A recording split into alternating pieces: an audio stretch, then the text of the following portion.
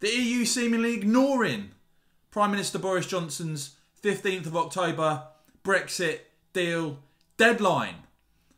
As the end of the transition period, of course, fast approaches at the end of this year. Boris had set out that deadline, but the EU seemingly not interested and will ignore that deadline. How will the government respond? What will Boris do?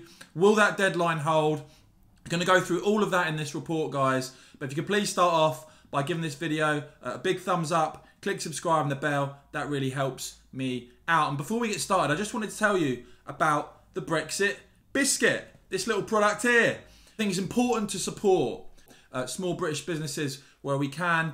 And these are baked in the heart of Lancashire with traditional methods. They split 52-48. They're actually wrapped in an Article 50. I've been stuffing my face full of them. Absolutely delicious. There you go. Have a bang on that. Lovely job. Devised by four brothers who are divided by Brexit but now united by biscuits. Is a British manufacturer, a British team, British satire. Head on over to the brexitbiscuit.co.uk where you can buy tins, you can buy reloads at £12.95. Great value there. I'll put a link below. Political confectionaries who are actually behind this are designing their second and third product for 2021. So if you want to go and help and support a small British business with a quality product, I'll put the link, as I said, down below for the brexitbiscuit.co.uk. Now let's just start off, shall we? I'm going to enjoy them later, by the way. As I said, they're absolutely delicious. Boris Johnson on the 7th of September, this is what he said in his statement. He said, "We are now entering the final phase of our negotiations with the EU." He said that the EU have been very clear about the timetable. I am too. There needs to be an agreement, he said, with our European friends by the time of the European Council on the 15th of October. If it's going to be enforced by the end of the year.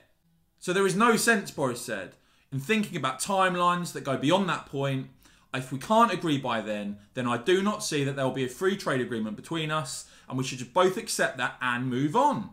We will then have a trading arrangement with the EU like Australia's. I want to be absolutely clear, Boris said, that we, as we've said right from the start, that would be a good outcome for the UK. As a government, we are preparing our borders and our ports to be ready for it. We will have our full control over our laws, our rules, and our fishing waters. We'll have the freedom to do trade deals with every country in the world, and we will prosper mightily as a result. Now, that's what Boris said in September. The Times story today, a post-Brexit trade, fishing and security agreement is close, but negotiations will need to continue until the end of the month, Michel Barnier has told Europe's capitals. Again, there's a report in the Times. The EU's chief negotiator told a meeting of European ambassadors on Wednesday that any discussion at a summit in Brussels next week of a possible compromise, especially on fishing, would damage unity. He will urge European leaders to repeat the need for further UK concessions and not react to Boris Johnson's attempts to turn the summit into a negotiating deadline, according to a confidential note of the meeting seen by the Times. So Michel Barnier there pushing back very hard against that 15th of October deadline set by Boris Johnson. The EU planning to limit the summit conclusions to a bland statement, taking stock of negotiations, noting that agreement is close, but that a deal will not be made at any cost, especially when it comes to protecting the integrity of their single market.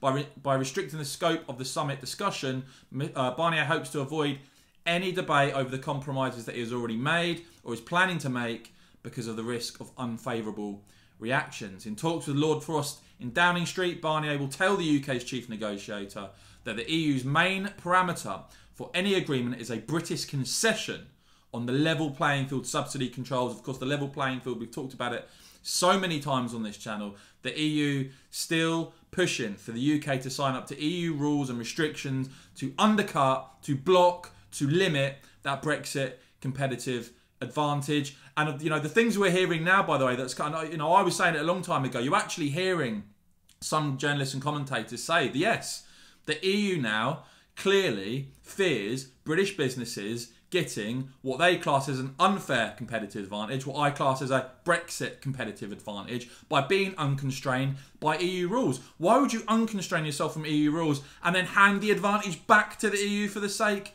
of their deal? It makes absolutely no sense. It must be resisted, as of course must a sellout on fisheries, and these still seem to be the two most contentious areas in these negotiations. Now, Charles Michel, President of the European Council, also commenting yesterday, saying the moment of truth to get a deal, we need significant steps, he said, significant steps by our British friends in the coming days. This isn't just an Irish issue, he said, this is a European one. And the Prime Minister's spokesman saying we have been perfectly clear about the need to work towards the October 15th European Council. The EU has agreed to intensify talks. There have been more taking place this week, and you will see more of them next week. So there's a couple of things to dissect here. Number one, you know, if you've been following this channel, and click subscribe and the bell, guys, so you don't miss future reports. We've seen Michel Barnier this week, at the beginning of this week, go to Germany. We've seen and speak to Angela Merkel and the German government. We've seen the Foreign Minister Heiko Maas in Germany describe no deal as irresponsible. So clearly there's some deep concern. We've seen as well these reports that of EU sources and diplomats seemingly wanting Boris Johnson to personally intervene to hand the EU the sort of UK deal that they're desperate for. And of course, what a change around that is, because the EU that famously classes itself as a rules-based organisation, you know, has always said the whole way through, this must go through Michel Barnier, it must be done through the negotiators. We're not doing the negotiations government to government. And yet now, seemingly in a panic, they want Boris Johnson to intervene. But what will the Prime Minister do here? Because what you've seen is him lay out a very clear deadline of the 15th of October, by which there needs to be the parameters and a deal agreed. Otherwise, he said the country, you know, the UK will effectively move on, assume no deal, assume WTO, and of course, lots of you telling me that you think Boris should push on and do that now, that you've had enough of these negotiations. Do enjoy reading your comments, guys, so do make sure you keep them coming. But will Boris Johnson now stick to that deadline, or will we see this be pushed back to the end of the month, into November, into December? Really?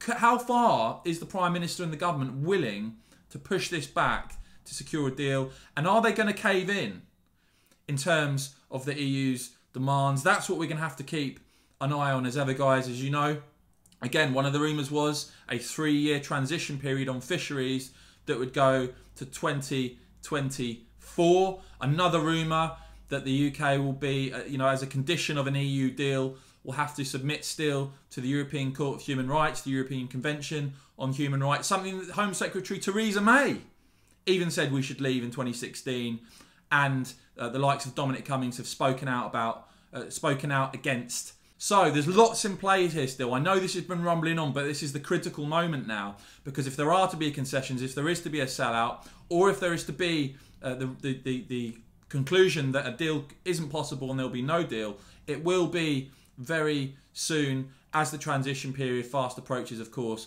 at the end of this year. One thing's for sure, guys, you can rely on the West Monster channel to stay on top of this for you, to bring you all the very latest. So please, if you've enjoyed this report, please give this video a big thumbs up. Please click subscribe and the bell so you don't miss future reports. And as the 15th of October deadline approaches, we will see, will Boris Johnson stick to it or not? I'll keep bringing you all the latest. Guys, thank you so much for watching.